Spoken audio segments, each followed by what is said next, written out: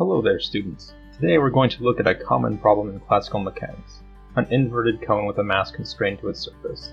This constraint allows us to locate the mass in three-dimensional space using only two coordinates. For instance, we could use the standard Cartesian coordinate system. Then, if we knew the geometry of the cone, for example its opening angle which is a fixed value, and we know two of the three coordinates, then we know the exact location of the little object. Using Cartesian coordinates will get a little messy though, since the cone has some circular features. So we'd be better off trying another coordinate system to represent our problem. If we measure the azimuthal angle, the angle in the xy plane starting from the x-axis as phi, and we measure the z-axis down towards the xy plane as theta, we can project the Cartesian coordinates into spherical coordinates.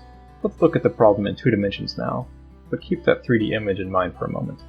Projecting the position of our mass onto each Cartesian axis, we can write the Cartesian system in terms of spherical coordinates. Doing so, or consulting a coordinate system conversion table, we find I'm only going to use the capital letters of the sinusoidal functions here to represent them. Capital S is for sine, capital C is for cosine. Their subscript is their argument. We know that our goal is to get a Lagrangian so that we can use the Euler-Lagrange equation, and the Lagrangian is defined as a kinetic energy minus the potential energy. In order to write out a kinetic energy term, we need to take a derivative of our position coordinates to get velocities. The kinetic energy is defined as mass over 2 times the sum of the squared velocities. Plugging in what we found for our velocities, we find our kinetic energy in spherical coordinates to be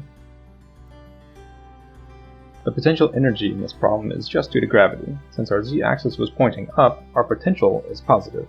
In spherical coordinates, just substituting z, we have, again, with the Lagrangian defined as kinetic energy, T minus the potential energy, V, we find the Lagrangian of the system to be. Now that we have a Lagrangian, it's good practice to plug this into the Euler-Lagrange equation. The Euler-Lagrange equation is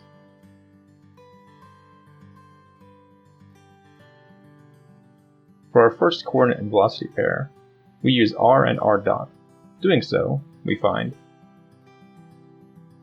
for our second coordinate and velocity pair, we use phi and phi dot. Doing this, we find after some simplification